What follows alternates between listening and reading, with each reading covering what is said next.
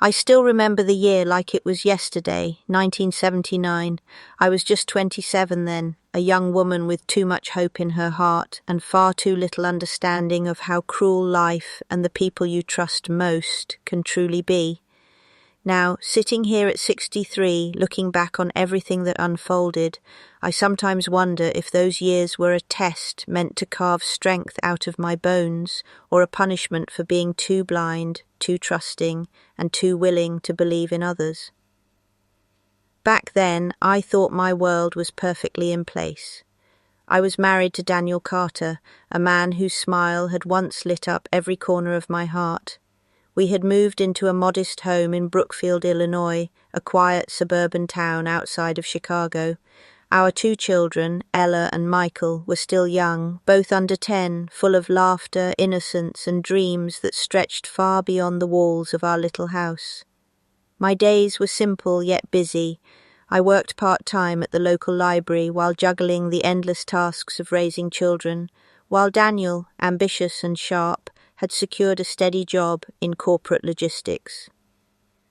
I believed we were a team. I believed every long night he claimed to be working late was a sacrifice he made for us, for the family we were building together. But life has a cruel way of slipping shadows into the spaces where light once lived. There comes a point in every woman's life when the ground beneath her feet gives way, not because she slipped, but because someone she trusted pulled it out from under her. For me, that moment came wrapped not in a stranger's betrayal, but in the cold hands of the man I once loved more than myself.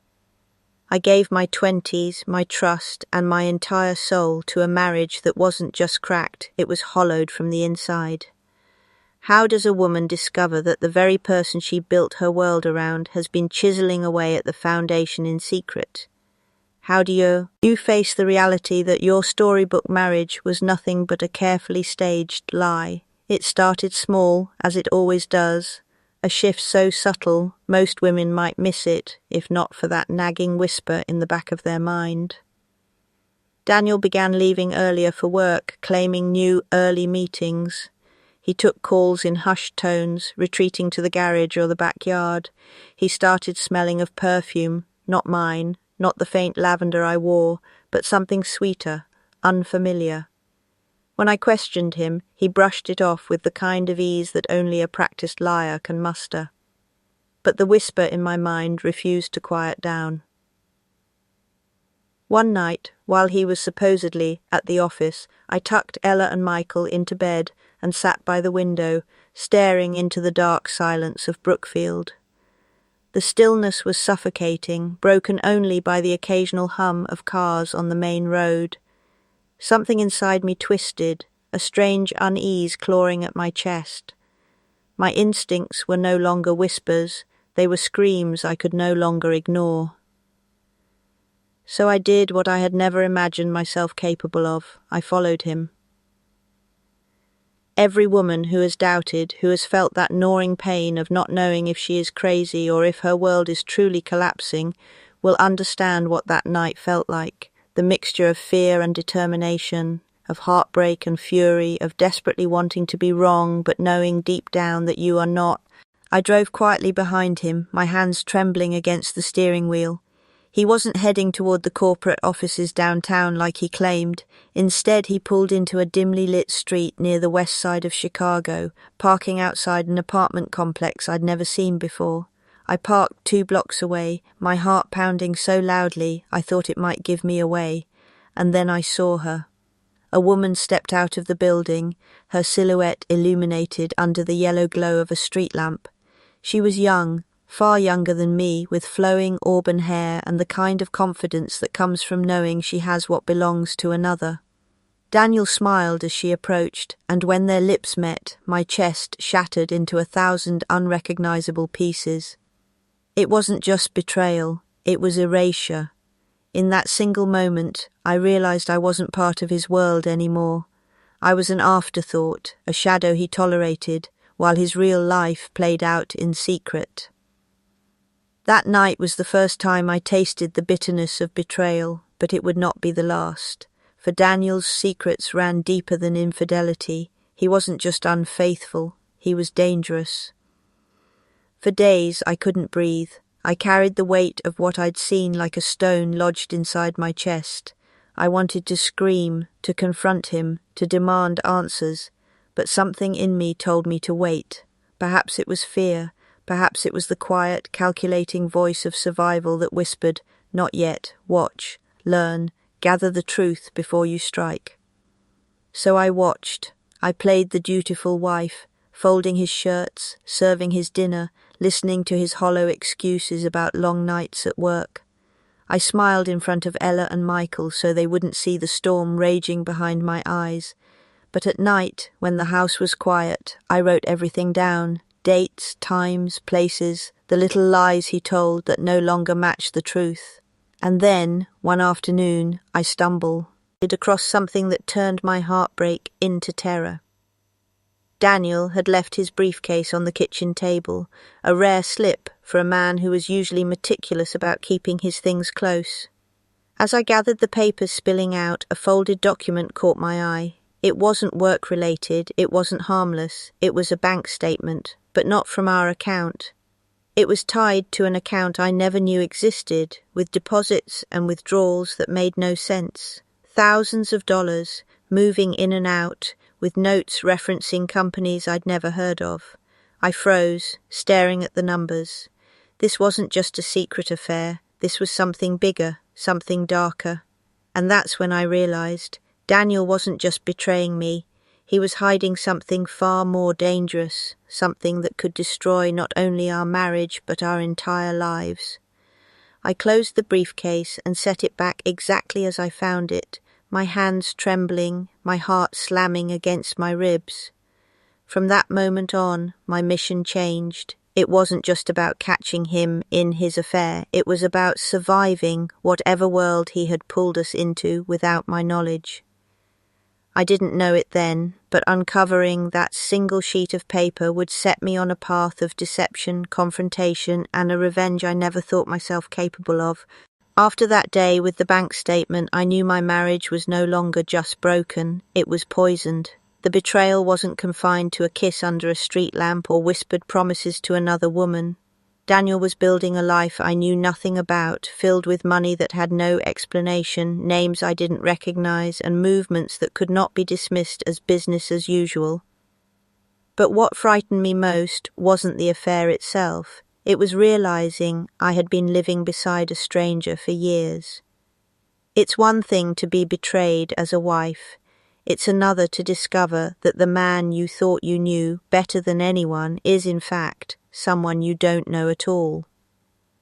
I was no longer simply a wife searching for the truth about an affair. I had become a woman standing on the edge of something darker, a world of lies and deception that had been unfolding right under my nose.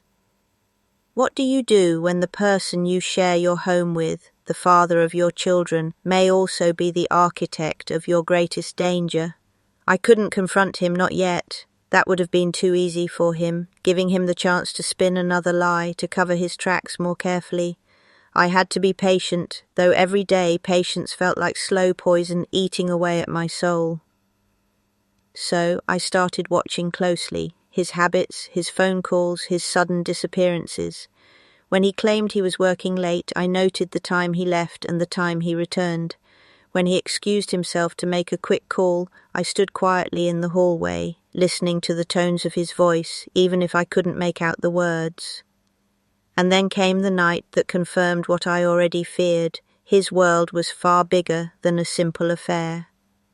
Daniel told me he was heading to Milwaukee for a 2-day business trip. I smiled, kissed his cheek, and waved goodbye from the porch, all while clutching the handle of my fear. The moment his car disappeared away, round the bend, I arranged for my neighbour, sweet Mrs. Langley, to watch Ella and Michael. Then I grabbed my keys, my notebook, and followed him. He never made it to Milwaukee. Instead, he drove toward downtown Chicago, weaving through streets until he reached an upscale restaurant tucked between towering glass buildings. I parked a block away and sat there, palms sweaty against the steering wheel, until I saw him enter. Moments later, a group of men in sharp suits joined him. They weren't friends. They weren't co-workers. They were something else. I scribbled every detail into my notebook, the name of the restaurant, the time he arrived, the cars they drove. One of the men carried a briefcase he treated like gold, never letting it leave his sight. Their meeting lasted hours, and when Daniel emerged, his face carried the weight of something more than casual business. If you've ever felt the cold realization that your life has been a stage play, every smile, every I love you, every kiss before bed, nothing more than scripted lies, you'll understand the fire that burned in me that night. When he returned home the next day, claiming to be exhausted from meetings in Milwaukee, I stared at him across the dinner table and felt my stomach twist with disgust. How easily he lied, how easily he tucked Ella into bed and kissed Michael goodnight, carrying on as though our lives weren't built on quicksand. But my silence wasn't weakness, it was strategy. I knew I had to dig deeper. If I wanted to protect my children, I couldn't just be a wife scorned. I had to become a detective in my own home. And so I started piecing together Daniel's puzzle, one that would eventually reveal a truth more dangerous than I could have ever imagined. Over the weeks I tracked his patterns. Each time he left, I followed. Each time he lied, I documented. My notebook became my closest companion, filling up with names, addresses, license plate numbers, dates and times. It was during one of those quiet stakeouts parked on a street corner while he met with another man that my entire body froze in shock. Daniel wasn't just stepping into another woman's apartment or sitting across from businessmen. He was exchanging envelopes, thick envelopes that changed hands with an ease that made my stomach churn. Money. I watched from the shadows as Daniel slipped the envelopes into his briefcase, shaking hands with men who carried themselves with an arrogance that screamed of power. My hands trembled as I scribbled down every detail, tears blurring the ink on the page. This wasn't infidelity, this was crime. And right there, in the stillness of that Chicago night, I realized the truth. The man I married wasn't just a liar and a cheater. He was involved in something criminal, something that could ruin us all if I didn't act carefully. For days after, I lived in a fog of terror. Each time he left the house, I wondered if he would come back. Each time the phone rang, I jumped, afraid it would be the police, or worse, strangers delivering news no wife ever wants to hear. But I couldn't crumble, not yet. I thought of Ella and Michael, their small hands reaching for mine, their eyes sparkling with trust. They deserved a mother who fought for them, who shielded them from the storm their father had created. And so, I pushed down the grief, the rage, the heartbreak, and replaced it with resolve. That's when I knew I couldn't keep this to myself anymore. I needed help. One morning, after Daniel left for work, I walked into the library where I used to work part-time. It wasn't the books I was after. It was Carla Benson, a long-time friend and someone I trusted with my life. Carla had always been sharp, with an instinct for spotting lies that rivaled my own. I sat across from her in the quiet reading room and for the first time told someone everything. Her eyes widened as I spoke, her hands tightening around her coffee mug. When I finished, she leaned in and whispered, "Maggie, this isn't just infidelity. This is dangerous. You need to be careful." I nodded, but the fire in my chest was no longer fear, it was fury. "Carla," I whispered, my voice shaking but steady, "I'm not going to be another silent wife. I'm going to find out everything he's hiding, and when I do, I'll make sure he pays for every single lie." I had said the words out loud. I'll make sure he pays for every single lie. And that vow settled into my bones like a promise. It was one thing to whisper fury into a pillow at night. It was another to turn that fury into a plan. Over the next 6 months, I became someone I barely recognized, careful, patient, relentless. I learned to listen for the spaces between Daniel's words and to read the handwriting of people who thought themselves clever. I became an archivist of betrayal. Carla was my first recruit. She kept her tone light when we met at the little cafe by the library, but I could see the iron in her eyes when I slid Daniel's ledger across the table. "This is madness," she said, voice low. "It's not just him. Look at these names. She tapped a line where initials repeated like a secret code. Aliases, shell companies, deposits timed right after trips he supposedly took for work. I needed two other things: proof the banks would accept and someone with authority to turn that proof into action. I called an old friend, Detective Alvarez, whose quiet insistence on facts had always made him a good cop. He didn't promise miracles, but he promised discretion and a channel to the right people. "You're not the first spouse to walk through my door with a notebook and a broken heart," he said, "but if what you've got is real, we can make it dangerous for them." Dangerous. I liked the word. It fit the shape of what I wanted to do. We built the case slowly. I copied every line from the ledger into neat columns, matching dates to license plates, restaurants, hotel bills. Carla dug through old receipts and found a pattern. Envelopes exchanged at valet stands, reimbursements processed through a landscaping company that didn't have a single employee listed, transfers below the reporting threshold that, strung together, formed a river. Detective Alvarez subpoenaed bank records once the pattern looked clean enough. The bank pushed back at first. Corporate clients are slippery things, but once the compliance officer's eyes met mine and the numbers were there in black and white, the paper began to move. What surprised me most was how calm I felt when the machinery of justice began to grind. The rage was not a drumbeat inside me anymore. It was a metronome holding time for every small, exacting move. I remembered my notebook from those first nights, the one I'd used to track license plates and names, and I bent over it, aligning its scrawled pages with the neat print of legal documents.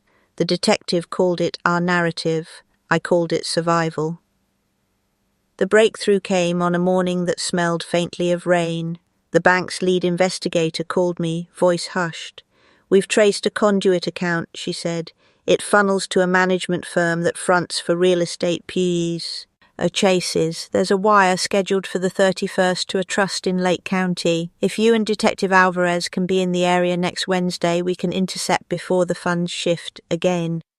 Intercept. The word sounded like something out of a movie, and for a wild second I thought of the life I'd given up.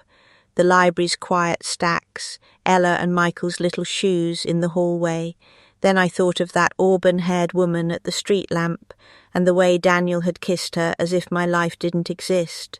Intercept meant a chance to make the lie, the theft, the shame, run out into daylight. We prepared like conspirators. Carla set up decoy calls to make sure Daniel would be at the usual downtown restaurant that night. Alvarez coordinated with the bank and a county prosecutor who smelled trouble in the same seam we did. I rehearsed what I would say if things went sideways.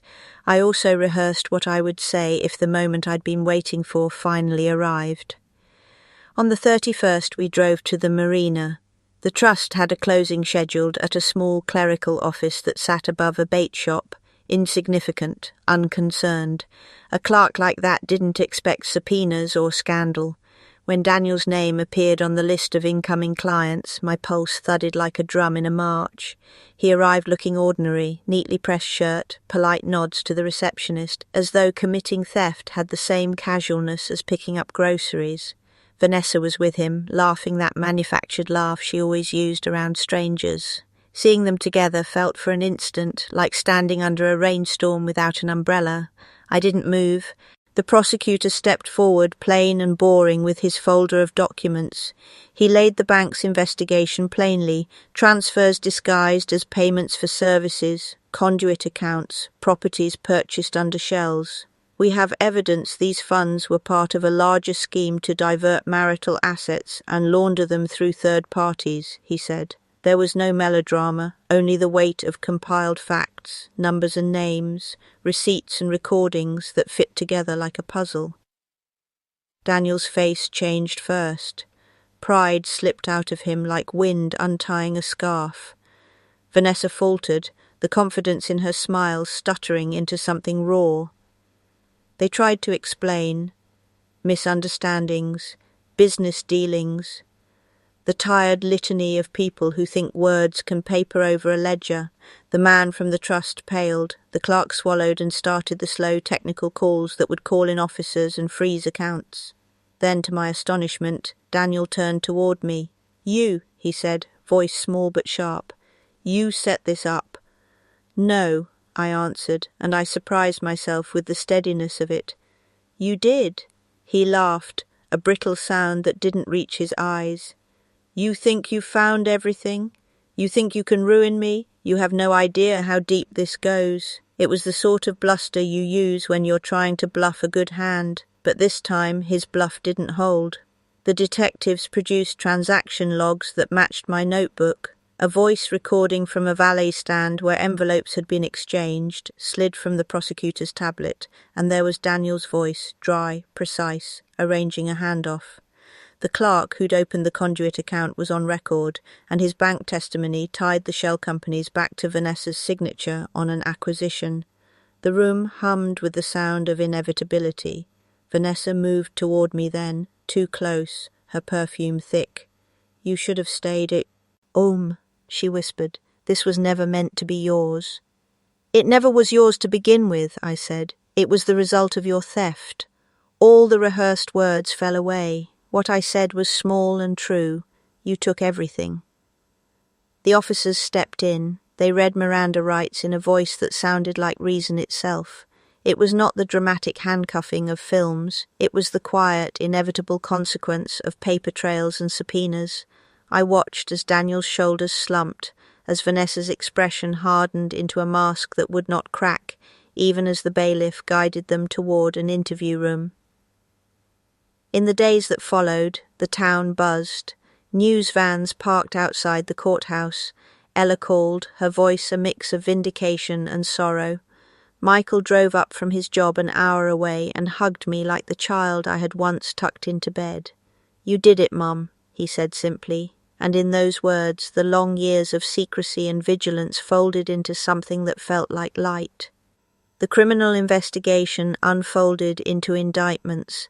Tax returns were audited, properties assessed, names on shell companies scrutinized.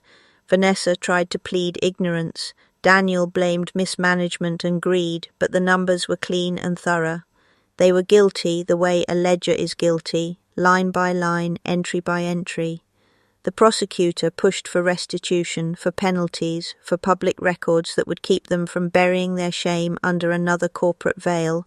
When the trial finally came, I sat in the gallery and watched the litany of evidence roll out like a film. The defense tried sleight of hand, confusions, alternative explanations, the suggestion that I had misinterpreted what I saw, but the testimony of compliance officers and accountants was like light through stained glass, sharp, coloured by context, impossible to ignore.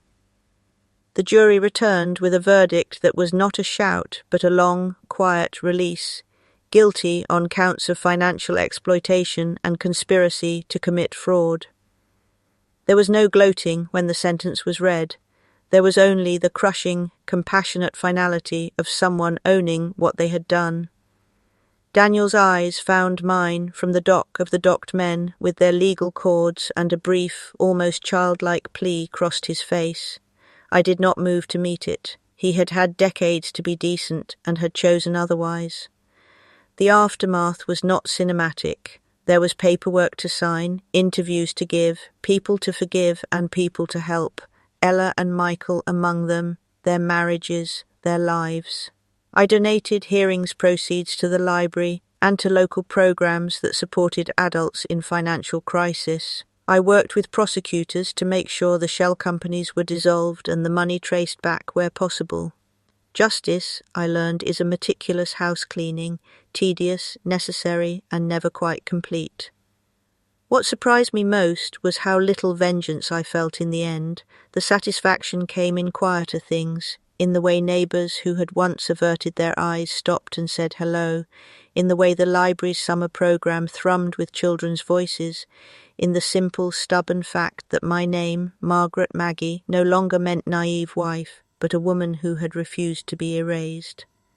There was a cost, of course there was. Old wounds never heal perfectly. I had lost years to suspicion, had sacrificed to differ.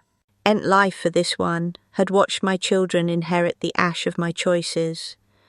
But standing on the courthouse steps after it was over, the wind tugging at my coat, Ella and Michael at my sides, I felt something I hadn't expected, a steadiness, a closeness, a peace that had nothing to do with money or titles.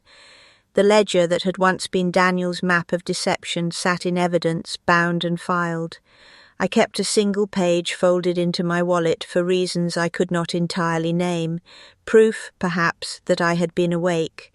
Sometimes late at night, when the house is soft and the clock is slow and the world seems small enough to cradle, I take it out and read the neat numbers, the small notations in a handwriting that once meant comfort and now meant calculation. "Did you ever hate them?" Ella asked me once when we were planting bulbs in the backyard. I washed soil from my hands and looked at her, at the young woman who had watched her father's secrets unspool and had never stopped loving me through it all. "I hated what they did," I said finally. "I don't think hate was useful. It would have eaten me. I used the truth instead." We planted the bulbs. Spring came. The flowers bloomed like a promise. And though the past is a long road with many sharp stones, I walk it now with shoes that fit, with shoulders that remember how to carry light.